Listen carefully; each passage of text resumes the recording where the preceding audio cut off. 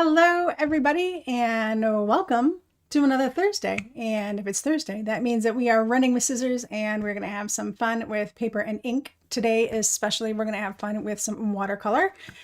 And today's project was inspired by one of our Bloom members, Patricia. She wanted to know a little bit more about watercoloring on embossing folders, and so that's what we're going to do today.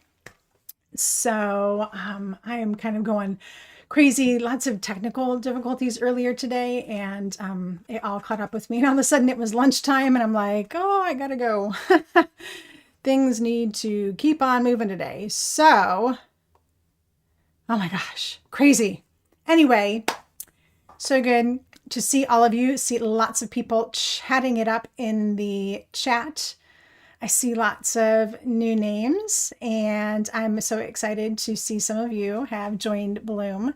I'm doing a super secret open right now for people on the wait list. So if you are not on the Bloom wait list, go over to bloomcrafters.com right now and get on the wait list, because we have a super secret open. It's only going to be open for a few more hours, and you could be joining us this weekend for a fun crop. Anyway, I don't have any updated announcements because, well, I'm running behind today. Oh my gosh. Anyway, time to chill and have some fun with some crafty stuff. So I'm excited about just getting a few minutes to craft, because that's what it's all about, right? Crafting should be your fun and relaxing time, and watercoloring always gets me in a Zen moment. So I'm so excited to be able to sit down and do some watercoloring today with you. Okay, so everything else is kind of all the same. We're going to be using Concord and Ninth next month. I have finished the projects for next month and they are so awesome. So if you're not on, if you're on the fence, I should say, about the snail mail stamp and die set, we're going to be doing some really cool stuff with it. So you might want to reconsider. Or here's the thing. These videos are obviously recorded and you can come visit them anytime. So after you've seen them for the month, if you decide I just have to have that set, then you can always buy it later, right? Because you'll have the videos here to work on your projects anytime you want. Okay, so boy, we've got all sorts of fun people out here. We've got Susan Sisk. Hello, Susan. So nice to see you. And she's from Sevierville, Tennessee. Oh, you guys just had some flooding. I hope that did not affect you. But if it did, I'm so sorry. We've had some crappy weather here in Nebraska too, so I totally get it. Either way, you're probably looking for a nice crafty retreat, and today is it. Let's see, we've got all of our good old team out there. We've got Nancy and Anne, and Sue's been with us for a long time. Paula, hello. Cece, so glad to see you tonight. Hope everything is doing good in Sweden. You said it's rainy and windy. That happens sometimes, but that keeps the grass green, right? We've got Kate and Sarah, another Sarah. Oh no, Susan and Sarah. So we've got all sorts of S's today. Awesome. So glad you guys are joining us. Okay, I'm not going to take too long on the rest of this. So a lot of this is old. Like I said, I just didn't have a chance to update it. Next week I will, though. I truly thank you when you use my affiliate links to shop. It does help offset the cost of all of this free stuff.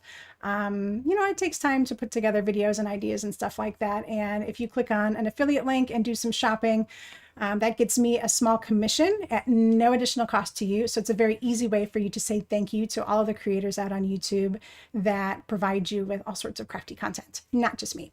Anyway, very cool. I'm Susan, glad to hear that you're good. That's excellent. We live on high ground as well. So when we had some flooding here earlier this year, we were A-okay as well. So totally get that. All right, let's pop it down to the hands because you want to see this project. So you saw this in the preview screen. I love this. And I came up with a really great way to do this that will make it easier for you if you're afraid of watercoloring on a embossed image and you're concerned about it like getting onto the cardstock where you don't want it. So you're going to love this idea. We are using, this is the Ranunculus Bouquet from Altenew. It is a 3D embossing folder, which makes it even better because it's got all that extra depth and texture to it. So you're really going to love this one. You can do this technique with a regular embossing folder as well. You just won't get as much depth to it, but that's okay. it's going to look just as gorgeous. And then actually I'm using this is a whole Alta New project today. I'm doing Script Words 3 die set. These are wonderful. And let's see, what else do we have going on? Oh, the Alta New artist pan set. And I like to pull this out, especially for streaming, so you guys can see a little better. So I just pull my little container out of the way. And then we're going to add some Pickett's Fence sequins. This is their Black Russian sequence set. And I love this set because it's got these huge, I mean, look at how big these are. I'm always on the lookout for large sequins. And these guys are really nice and big. I mean, they're like 3/8 of an inch, maybe even they're not quite a half an inch, so I guess about 3/8 of an inch. They're wonderful. All right, so we're going to add some sequins at the end. Excellent. Sarah, I'm so glad you're joining us. She says that she's in Sweden and she had a hard time staying awake. So I'm glad you're here live. Yay. All right. All right. So yeah, Kate, we're going to have a new technique with this. And I thought I would shorten the curve a little bit because the painting's going to take a while. I already did the embossing. That's off camera anyway, so it doesn't really matter. I actually even did the die cutting as well for the sentiment because, well, that's die cutting too. All right, so it just says welcome. And why does it just say welcome? Well, because it could be for someone that's maybe joining a new group that you're a part of, or maybe someone that's just moved into the neighborhood. This would be a really lovely card to welcome someone into the neighborhood, or into, maybe you're a PTA parent, you work in a school as a parent and you're welcoming a new parent or a new family. This would just be really great, right? Just a little welcome. If you wanted, yeah, this is totally awesome. So here's the thing. I embossed this, and this is the direction it's kind of advertised that it should go, right? But as you know, unless it's words, you can use the backside, right? So here's the thing. I decided that instead of trying to paint on the front side here, where you were going to have to deal with this edge, and it might be kind of scary trying to get paint in there, why not just flip it over, right? And then you have a natural border right here. And all of your water and ink and paint is just going to dam up inside all of these spaces. It's such a no-brainer. So just take your embossing folder, emboss it like normal, and then flip it over. Oh my gosh. Okay, so the other thing that I wanted to mention, we are going to cut this down. I didn't cut it down at first because this was a perfectly square 4 1/4 by 5 1/2 sheet of cardstock. But look what happens when you run it through your embossing machine. Because the embossing is so deep, it makes the edges of the paper warp a little bit. Okay, so you can see that, like if I line this up against here, I'll do it against this line here, you can see that it's not square anymore, right? So what you're going to want to do at some point is square up your lines. Always cut your piece of cardstock larger than what you're going to need for your project. Okay, so let's flip this over, and I'm going to zoom us in a little bit. Zoomity zoom. And we're going to go for some painting. Oh, somebody said something about this packaging. Yes, this packaging is really cute. It's almost like a makeup compact. And actually, Picket Fence sells a storage container where they can sit up like this. And actually, I swear it's a makeup compact storage thing that you could find on like Amazon or something like that. So yeah, it's a cute container until all the sequins go everywhere. But that's true of any sequins container. Oh my gosh. Okay, so I have lots of different brushes here today. I don't even know that I'll use this large size one. This is a size 9. This is a 5. This is, I believe, this is a 0. And then this one is the 1, number 1. Yeah, so a 1 and a 0.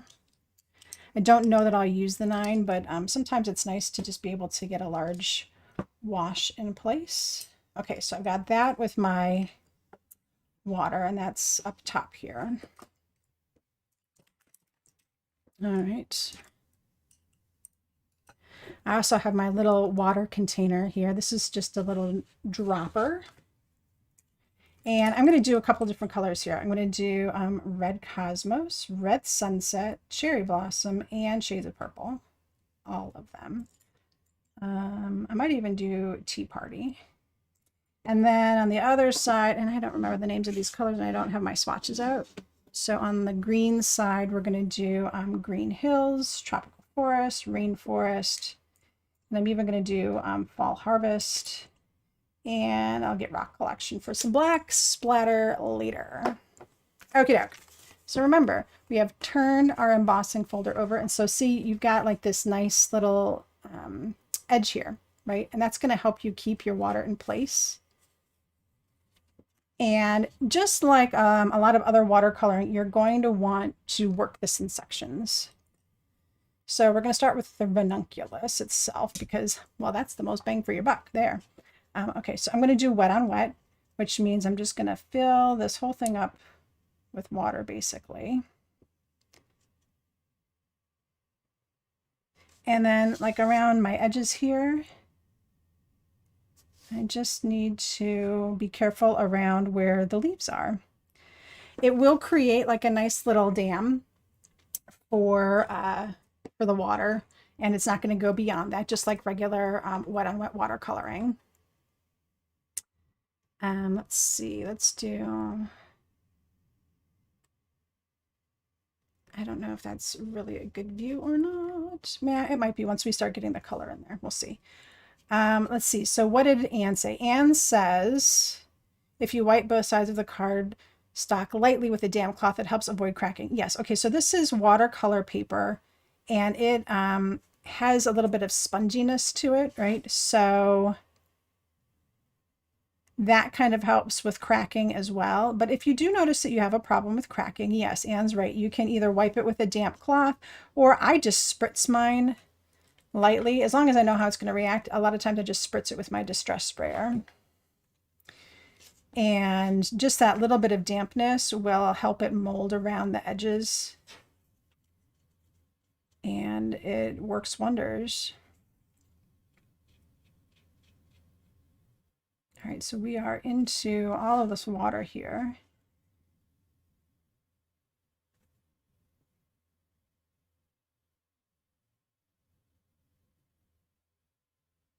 There we go. Okay, whole thing is like filled up with water.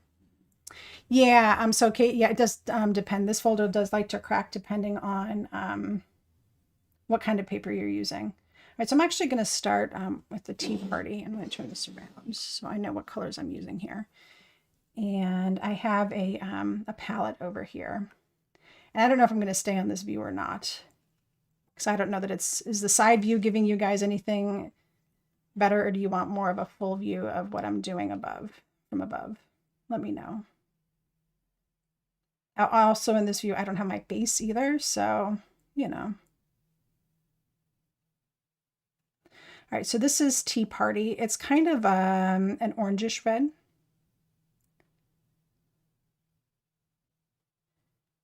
And I like to put this down as kind of a foundational color, but look at what it's doing. I mean, just the way that it's pooling into all these little edges. It's so awesome. So I'm still being careful as I bring this color around. You like the full view of the card? Yeah, I don't know that this view is really getting us good. There, this is better. This is better. Sometimes the side view works well, like for last week when we were doing the gel plates. It's fun to see it from the side because then you can see like how much pressure I'm putting on it. You just get a different view of things. But this one, I also have to remember not to put my hand in front of the camera because it's like right here. All right. So like you could totally leave this just like this because you're getting a lot of gradation because the ink is pooling in these crevices here, right? Let me bring this up a little closer to you. So you can see how that it's just kind of pooling in there. You can move it around a little bit, but we need to add more color to this. So I will go into Red Cosmos. This is not going to look like the one that I did because I'm adding some different colors in different orders and things like that. So now this is still wet, right? So I'm just taking a little bit of diluted Red Cosmos and just putting it in some places. Red Cosmos is not an orange red. It is a purple red. So now we're mixing some colors in here. And that's going to give it some really cool depth. All right, at this point, you can let this dry a little bit and then come back to it and add more to it. But if you want to continue working on it and let all the colors meld together, just keep working on it from here. So let's skip the red sunset, but let's add in some cherry blossom, because this is a really purple red.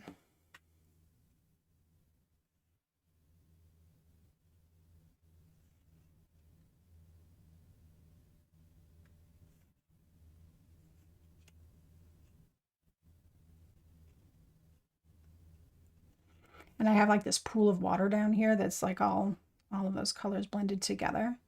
I can move them out if I want. I can just let them kind of sit there. If you end up being impatient, which we probably will today, use a little bit of the heat tool on this to help it dry. That may happen. Now here's the cool thing, what I'm going to do. So Cece's reminiscing about last week. Yeah, the gel plate, it's so addictive. She said she had paper all over the place. So I am in shades of purple, and I'm going to pop some purple right in the center here. Oh, I love this. Because like that center of the flower, right?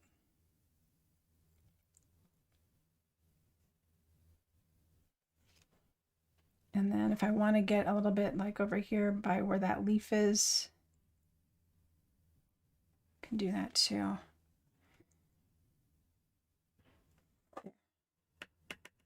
Gorgeousness. All right, man, you guys are chatty today. I love it. Let's see.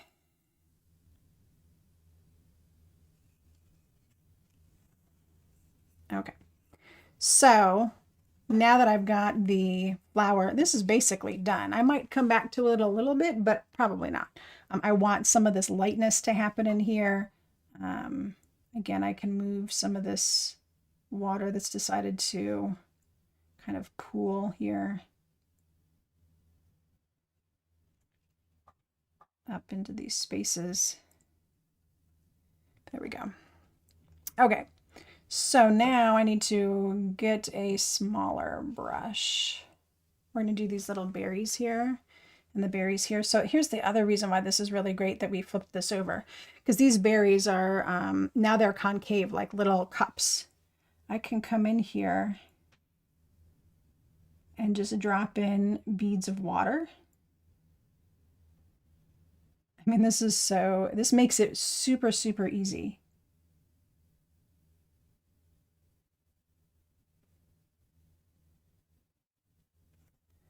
All right, so I'm just dropping in little drops of water right into these berries.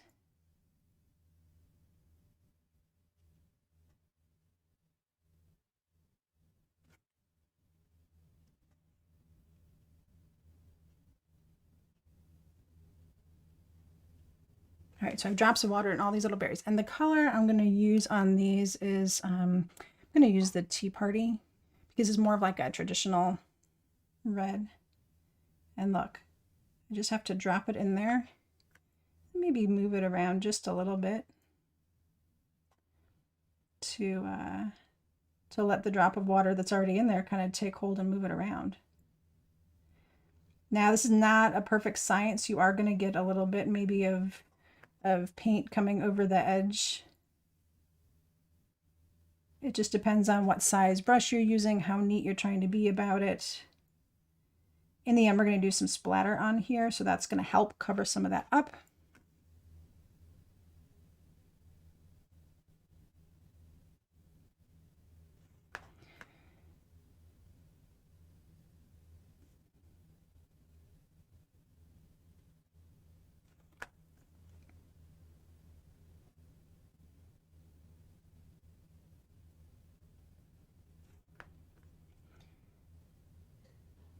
There we go. Okay, so as I'm painting here, if you have questions, be popping them into the chat.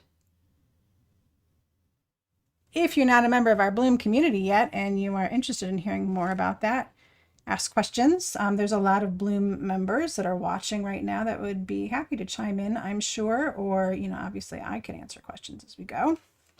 All right, so I got that little section done. We're going to come back and actually do the stems in here too, because they're easy to do as well. They're just these little V's. And we're going to use a tiny brush to get in there. So easy.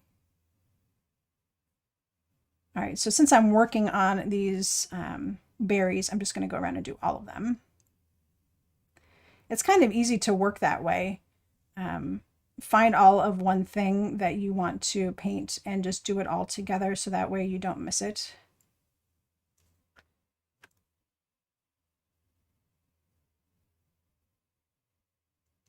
Of course, you end up missing things on occasion anyway. So I try not to clean off my palette until I'm done. So that way, if I do need to dip back into a color and maybe I've blended something custom, then I still have some of that left to work with. There, see? Let's see. All right, so Sarah's going to try this weekend, which I think is awesome. I'd love to see your results. You can tag me at Nicole Watt Creates. All right, so this one's kind of interesting because there is a leaf that goes over these particular berries here. So you just have to keep your water on the edge here and it will stay. Surface tension is an amazing thing. Same thing here. And there's another one there. See, there's little berries hiding everywhere. Some of these are going to get cut off in the end because we're going to make this piece smaller. So, Cece says now she needs to buy a flower folder. Okay, so Cece, I will tell you, you do not have to do this with just flowers, although flowers are gorgeous. And this one is beautiful. You can do this with a geometric folder. The poinsettia one is beautiful. So this is a great technique. You can use that with the poinsettia one. But a geometric folder will work. Leaves, if you have like leaves, any kind of leaves, fall leaves or like floral filler leaves kind of thing. It works. It works with all of them. Okay, so I think I got all of the, oops, I missed one. Right here.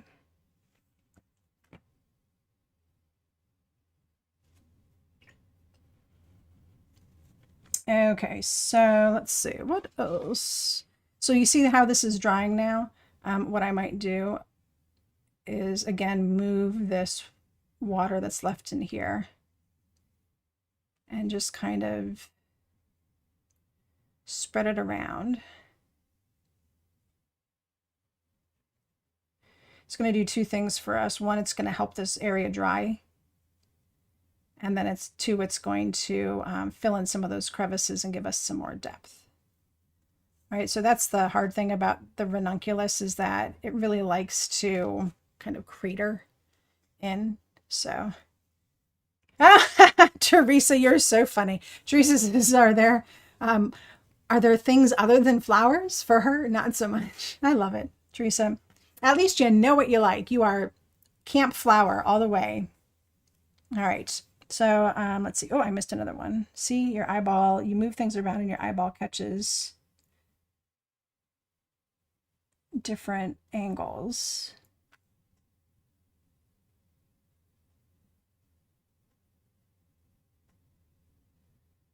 There we go. I missed another one.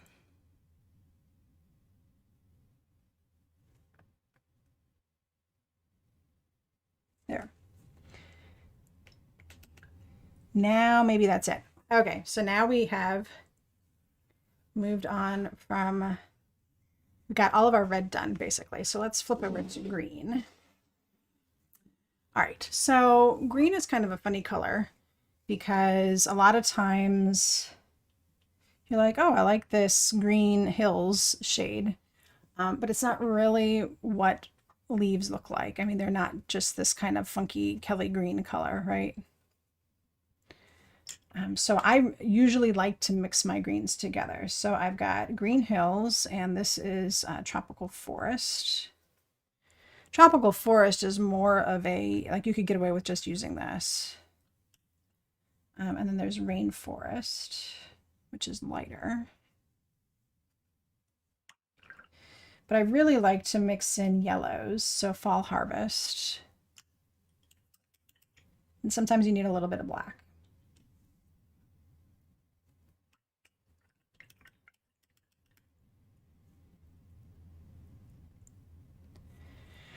Okay, so I'm not going to really get super scientific about it. Actually, I'm just going to mix the Tropical Forest into the Green Hills because I will never use just the Green Hills on its own. All right, and then the Fall Harvest, a little bit of that in there. This is more of a green that I like for leaves. So let me show you what that looks like. See, it's more of it's not a Kelly green, it's not a lime green. It's got, you can tell that it's got some yellow in there. I just like to mix my greens, really.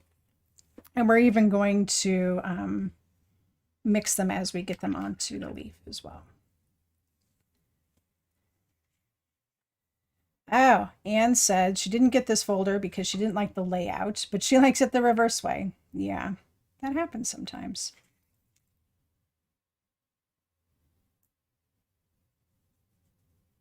All right, so with this, I am going to be taking these one leaf at a time.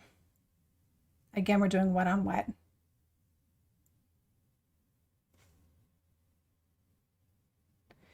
And I am using my number 1 brush, not the teeny tiny number 0 brush. All right, you see again how the color likes to pool around these edges. So this edge here in the center is actually raised. So the color is kind of pulling around those edges. You can leave them this light if you want. You can also add a little bit more if you want. You can wait for this to dry a little bit and then maybe drop in a little bit of extra dark if you want. Okay, so I'm going to go through and do some of these leaves with this same color. And then some of the other leaves we'll do in more of a yellow. Because, you know, leaves don't look uniform. To add a sense of realism, it's good to mix up your leaf colors. Let me get these down here.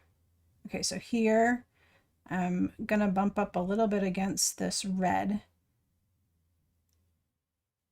But it's almost dry there, so I'm not too concerned about that. When you start working around the flower, you want to make sure that the flower, oops, you can't see that, is mostly dry. So this right here, this edge of the red flower is mostly dry. So it's not going to bleed into the leaf, and the leaf isn't going to bleed into the flower.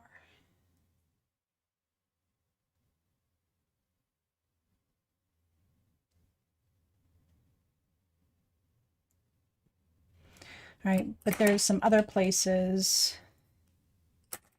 like up here, I'm not going to hit those leaves yet because the flower is still a little too wet. Yeah, this would be really interesting with the metallics for sure. You could always blend. Oops, see that berry was still wet and it just bled right into my leaf. Okay, so damage control. I'm going to take my towel and I'm going to take a wiped off brush, and I'm going to come in here and I'm going to suck up all of that color before it has a chance to dry. All right, and then I just need to leave that area alone and let it dry. Okay.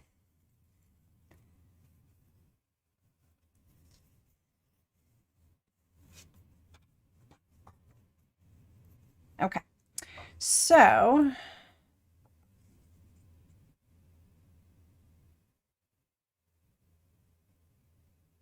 there we go.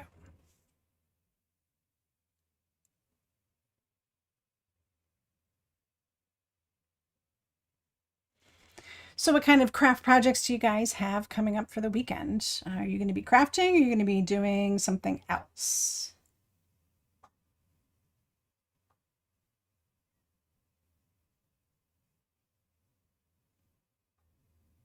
Okay, these guys here have just the slightest hint of green in them. And I'm going to add in just some of this yellow.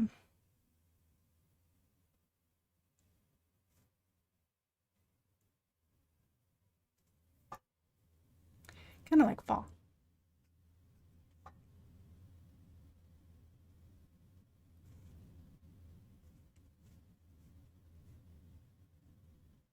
All right, so I'm going to blend some green in with that. And let them mingle. I'm not going to blend them together completely. I just want them to be kind of green, kind of yellow. Oh, cool. So Paula is doing a card demo. That's exciting. Paula, you'll have to tell me more about that later. That sounds really cool. Yeah, so Kate's right on board with that. So with the metallic watercolors, just take a little bit of like the white or some of the gold and just kind of mix it in with the colors to give it just a little shimmer. Hey, Sue, I totally believe you. Christmas card season is here. If you're making lots of Christmas cards, you have to start early. You just do.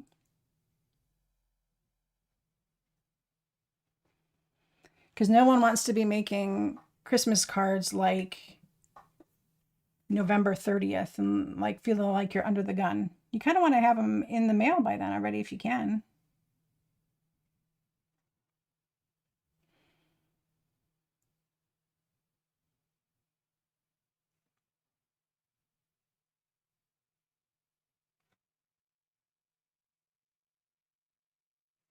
All right.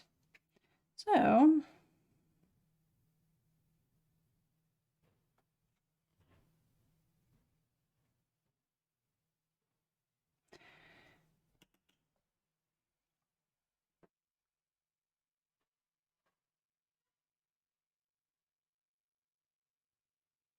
as you're going along, if you feel like you're losing where there are leaves and things like that, go ahead and pull up your folder and take a look at it, and you might get a better idea of where some of the leaves are and things like that. So that way when you're putting down your ink, you're like, oh, I know exactly where that leaf is, and you don't end up doing something you don't want. Sometimes it's easy to get lost in all the different lines. I think that happens a lot with line stamps, like the Ultra New Painted Flowers. Sometimes you can get lost in the lines, right? Oh, so Anne played with alcohol ink and the gel plate this week. See, that always happens when I do a class with that. Everyone's like, yes, I'm going to do gel plate. And I love it because it's so much fun. And then we put it away for a while. Then we pull it back out again.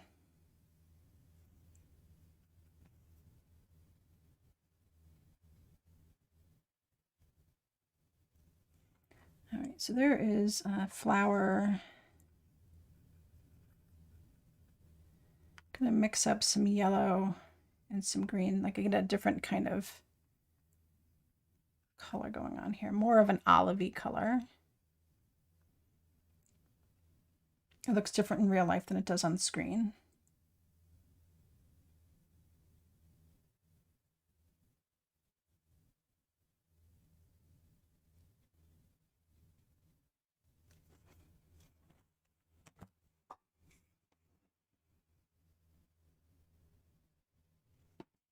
Yeah, like that.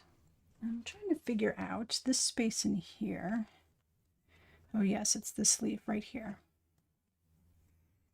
All right.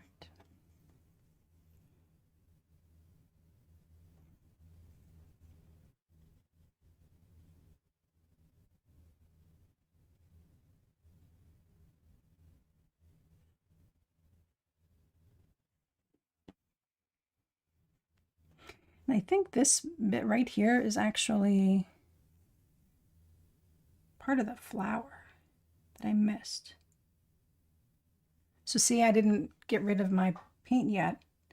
So I was able to go back and just fill that in. And now that this part here has dried a little bit, I can put that berry back in there. All right, see, no one will ever know. We'll come back and fix that.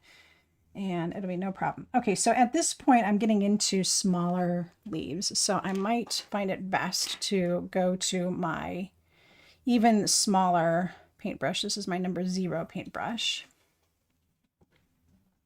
All right. And even though it takes longer to lay down color, it's worth moving to because you've got so much more control.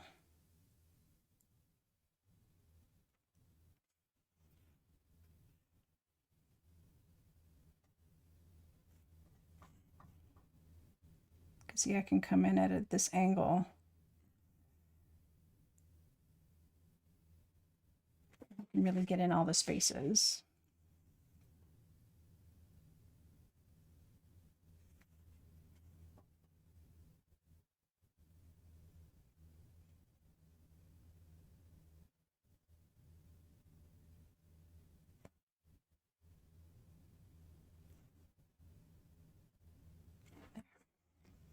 See, isn't that a real pretty color? Actually, it looks totally different on camera.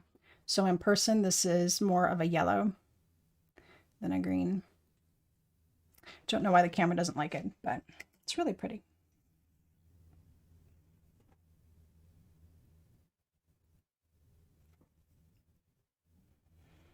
All right, where else can we go with this?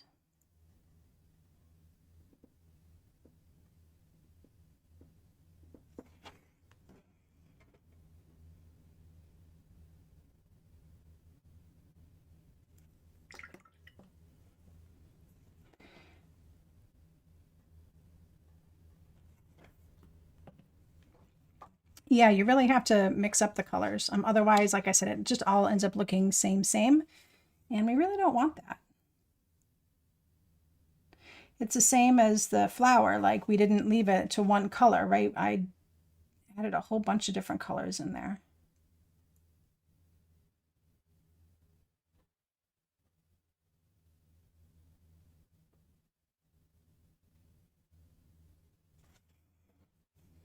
And that's one of the times where mixing together, like you saw here, mixing red orange and purple orange, red orange and violet red or red violet, really works because they kind of play and they mingle together and they make some really cool looking results. All right. I know there's another leaf like right here.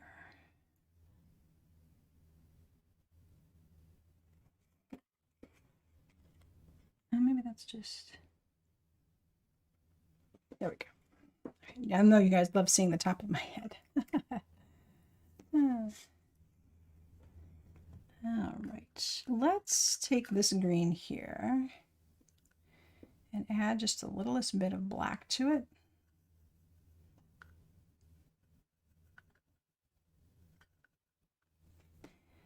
So this will give us kind of a dark green.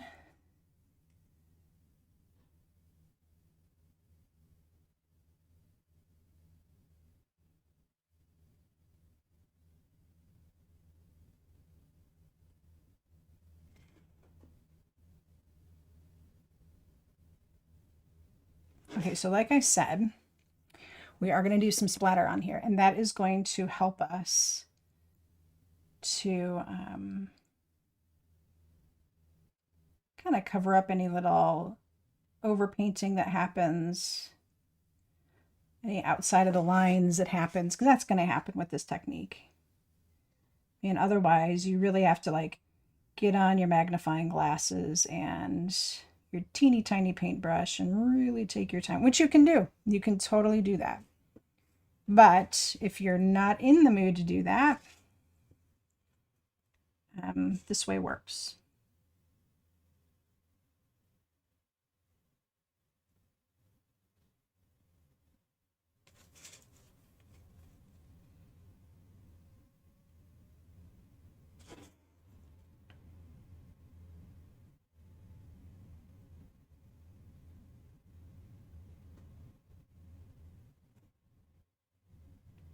So like this one here, I had to wait for these two leaves to dry a little bit so that I could work this leaf behind it. So you have to do it one way or the other. Either you work the leaf behind or you work the two in front, and then you can get that done. So see like how this right here goes around all of those guys. I had to wait for these two here to dry. All right.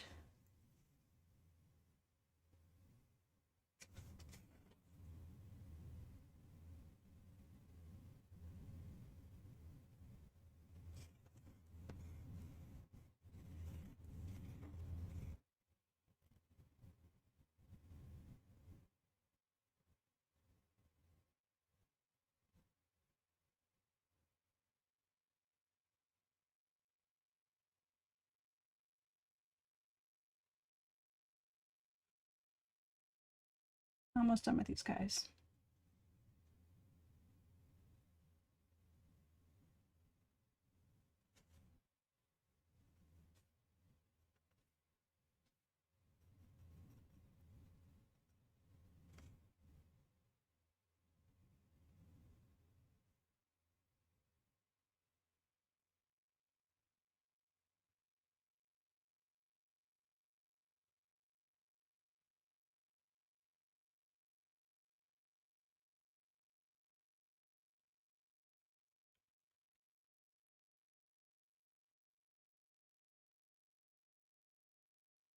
Every time I look at this, I think, oh, I'm almost done. And then I find 5 more leaves that I need to do.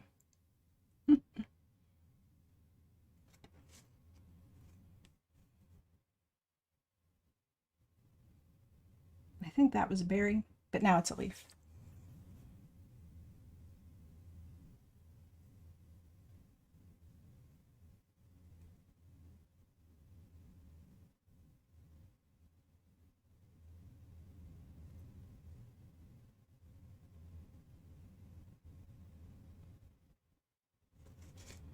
I think this is about it.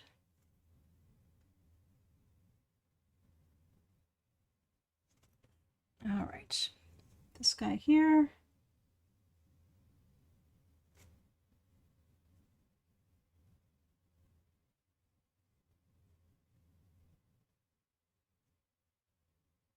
There. Okay, so it looks a little disjointed now because we haven't done any of these little lines in here. All right, so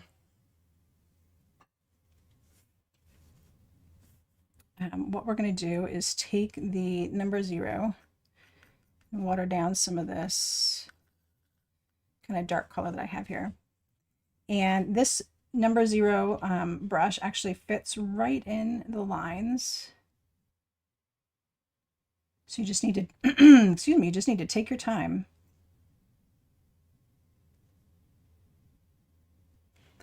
And now you can see this whole thing like coming to life because it's got connectors now. Don't ignore the connectors.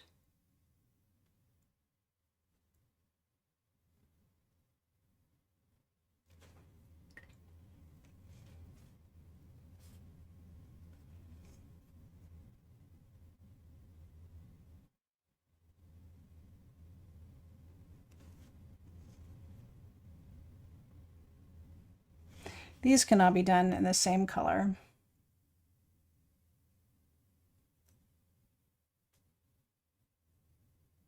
So you don't have to worry about getting creative with this. All right.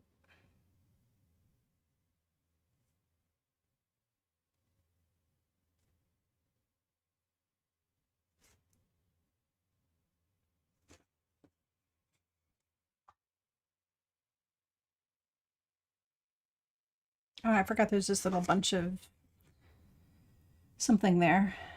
I'll do that in like an orange color in a minute here. All right, these guys are going to mostly get cut off anyway, so I'm not going to go any more there. And we're almost done over here.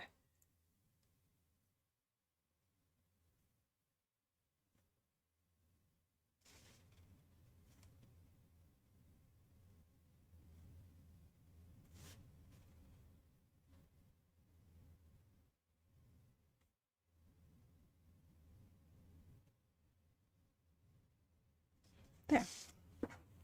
All right, so see, all these guys are now connected because I just added little green lines in there. It makes a huge difference. And this right here, I will hit with just the straight up yellow, I think.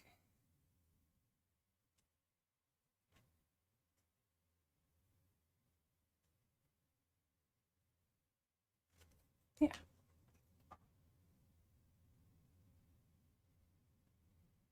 Beautiful. All right. So before we do splatter, we need to dry this. So let's see. Let me check out all the comments we've got going on. Alcohol inks. Yeah, Paula.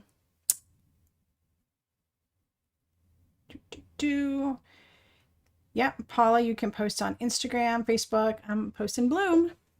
Post it in Bloom too. Okay, so I'm gonna dry this up real quick.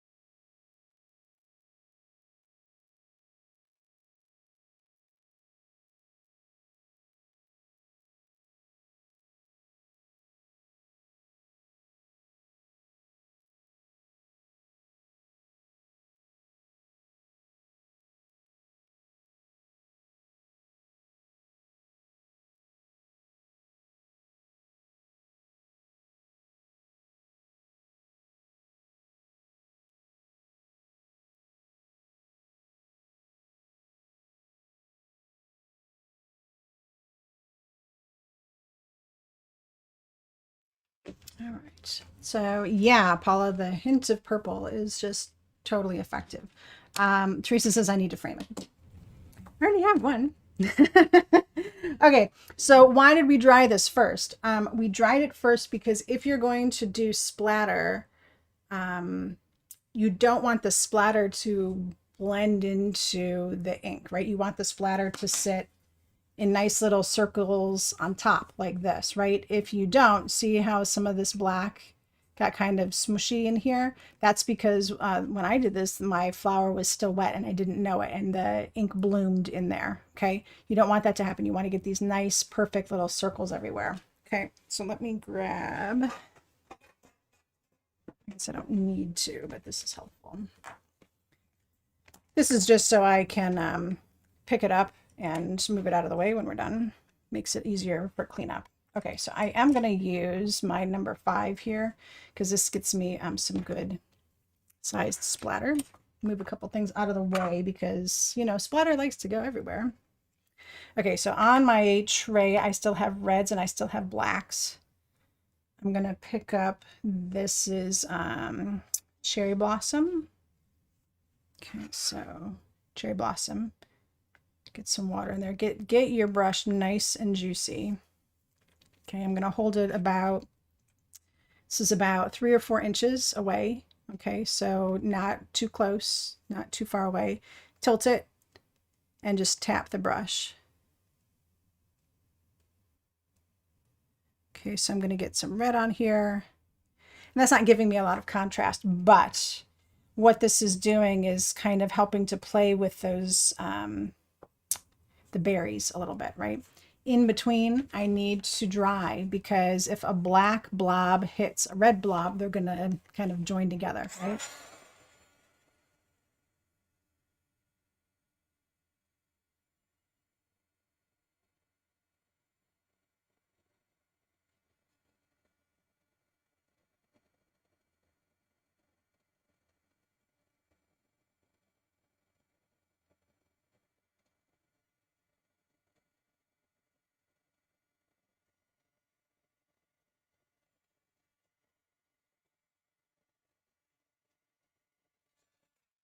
All right, so the red looks really nice because it gets kind of some red out here, but as soon as it got on the flower, of course, it just completely melted in.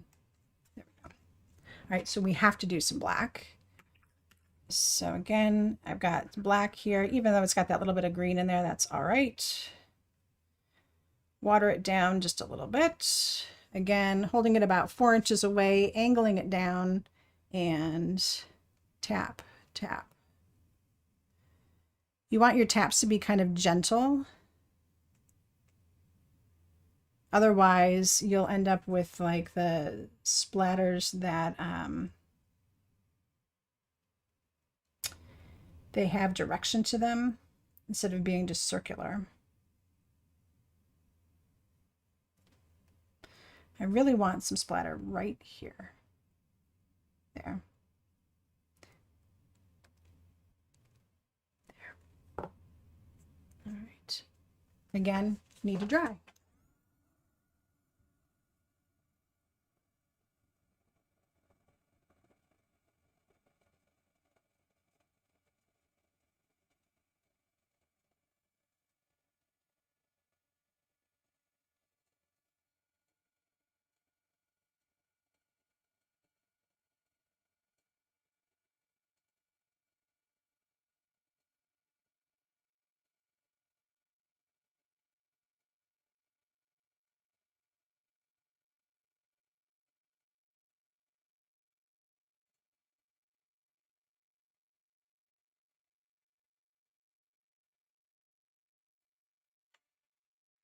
Okay, let's talk about splatter for a minute, okay? If you hit too hard, you're going to get something kind of like that, or you're going to get the splatters that have like direction to them. Sometimes they end up more like that, where it's not circular, it's oblong. You're going to get it all over, which is not cool. I'm glad I'm wearing black today because that demonstration just got it all over me. Okay. Using a large brush, if you've got it really wet, you can end up getting, let's see if it'll do it. If you've got it really wet, you can end up getting the blobs, right? And then you can get those directional ones really easy. So it's kind of a mix between having enough on the brush that when you tap it, you get a good splatter, but you don't get the ginormous blobs, okay? You can also use a smaller brush, but when you use a smaller brush, you're going to get smaller results, right? Sometimes a smaller brush is really great. Let me wipe this up and show you. So smaller brushes is my number 0 brush. I'm getting a much more controlled, smaller spray. So if on this piece, like here, I wanted, and even on the flower, I wanted to get more of a fine spray using my number 0 brush, I can get those tiny splatters.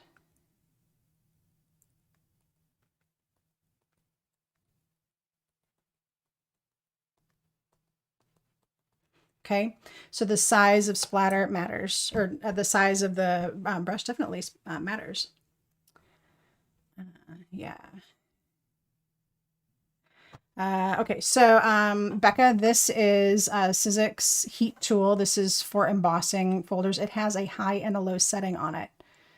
And I was just using the high setting. As long as you're moving it.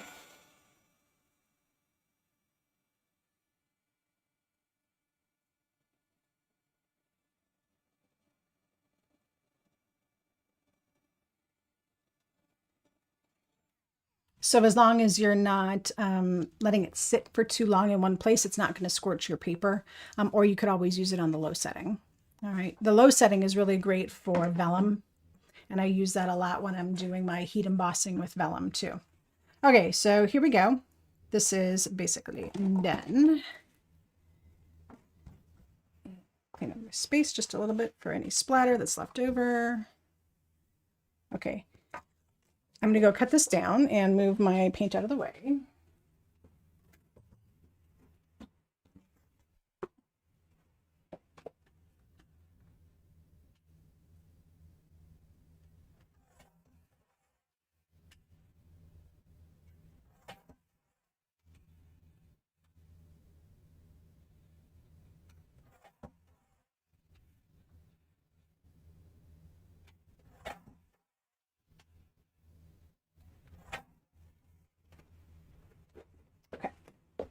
So there we go.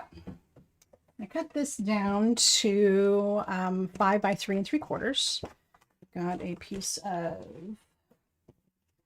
cardstock for our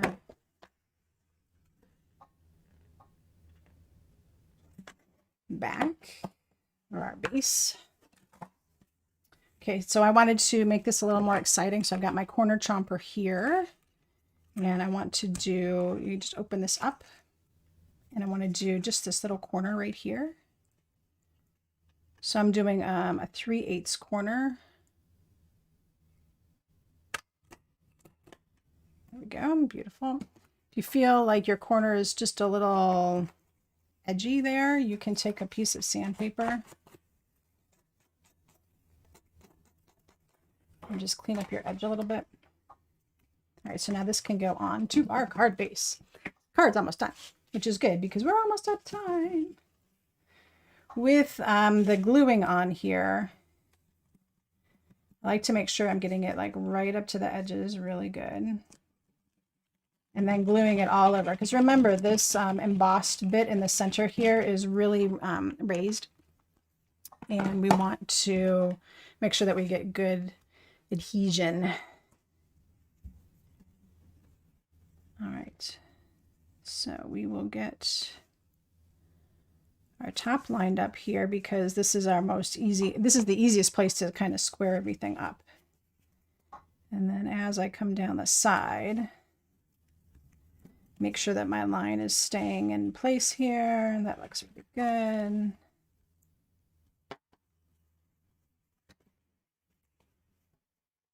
Like I said, sometimes working with the Ranunculus is a little shifty because it's so embossed. Oh my gosh.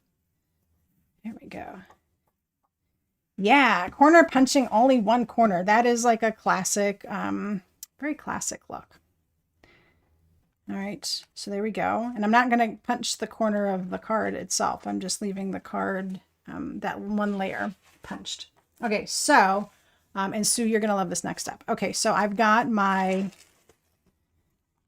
die already done because I knew we were going to kind of run out of time. So this is from Script Words 3 from Altenew. All right, so Sue, we mentioned something about using press and seal a couple weeks ago. And I thought, you know, sometimes when you pull out a word like this, it gets wonky, like it comes out of shape really easily. So why not use some press and seal, right? So I will press my press and seal on here. And if you don't have this in your country, I'm so sorry. Because it's a great, great tool for crafters. It's designed to be kind of a semi-sticky cellophane that goes over bowls and such for food storage. But of course we use it in the craft room for this. Okay, so now I just need to very carefully, and this also gives you some place to hold on to other than the actual die, which is really nice. I should say that I did double-sided adhesive on the back here too, so that makes this even easier. Okay, so why am I fussing with this? Because this is going to keep the word in place, except my C is not coming apart. Sometimes it ends up being a little troublesome because the double-sided adhesive likes to stick extra. All right. And I didn't like preset this or anything, so you know, this is live. But I can reset. There we go. Get that C in place, and then that'll help me get the rest. Okay, so CC says, Paula's awesome. You don't have it, but you bought mask film, and it works really great. Yeah, I'm sure that would work too. Okay. So let me get this C to sit down, make sure that looks good. Okay, so this also gives me the opportunity to pull out the little center pieces. So get those out of the way. The pokey tool is very helpful here.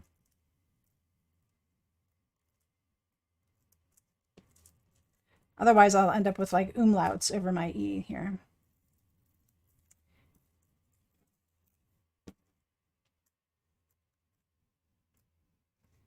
And I know why I'm having difficulties with this. It's because I'm using the scrapbook.com adhesive, not the Altenew adhesive, and it's super sticky. I mean, they're both fairly sticky, but the scrapbook.com stuff is extra.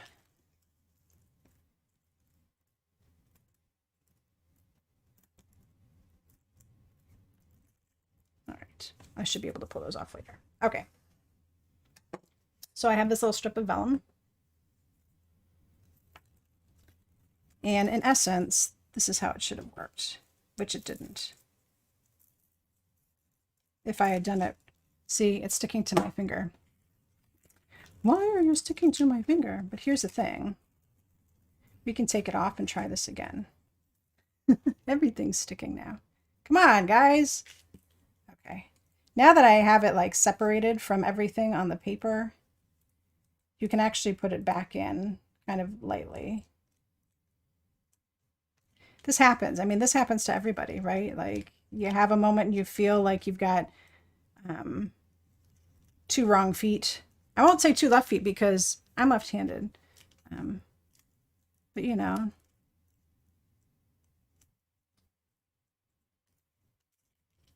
So I'm going to pop this all back in. And this is the whole point of it, is to get the spacing right on this, because as you can see, it's a fairly delicate die cut, and we don't want it to be all like wah, wah. So now I can come back in and grab the little chads from the centers. Okay, there's that one, and then this is kind of funky here.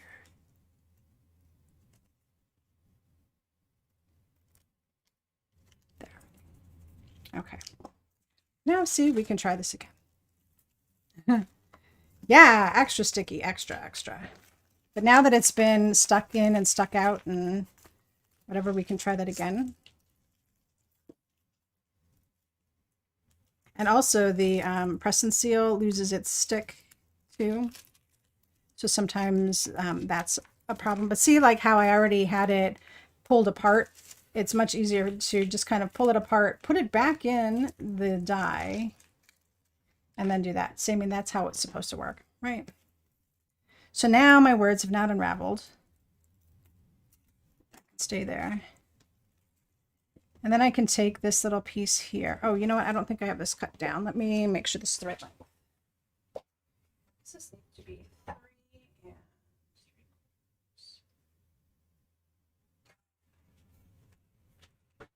Now this is the right length.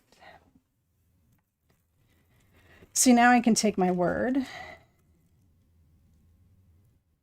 and pop it over my vellum.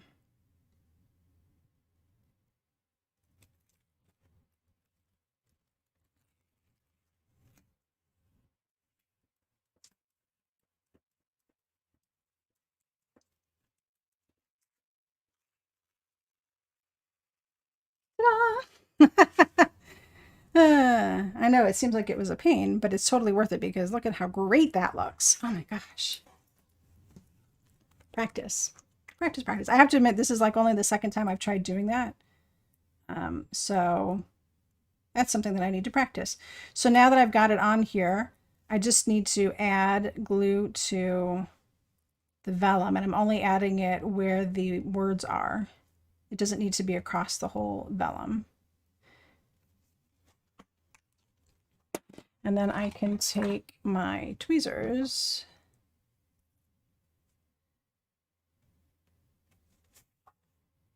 and place it.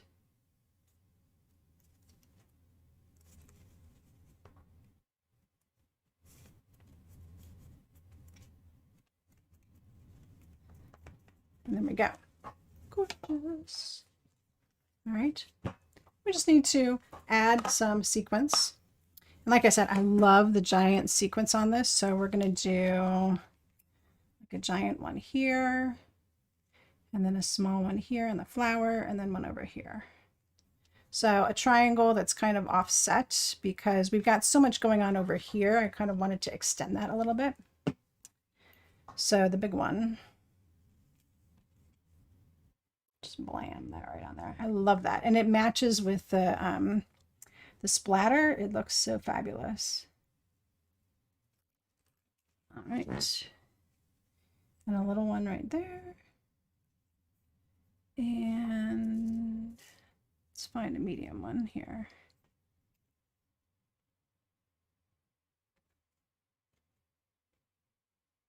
And there we go.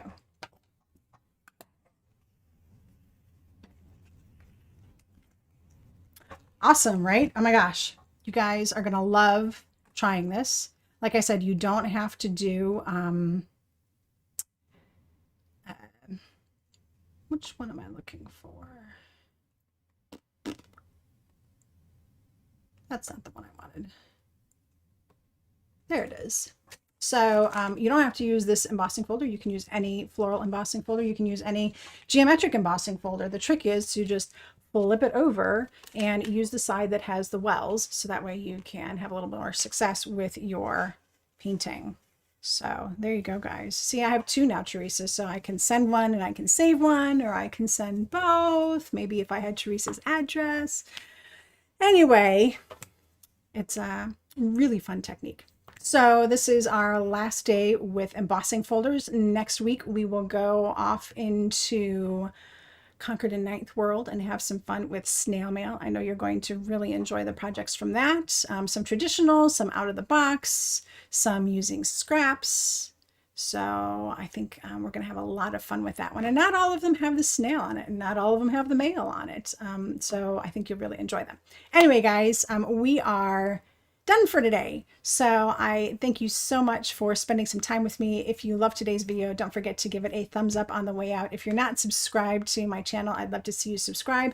And don't forget about the affiliate links below. If you do need to do some crafty shopping, I'd love for you to use those links at no additional cost to you. So thank you so much for hanging out with me today and running with scissors. I'll be back next week. Until then, bye-bye.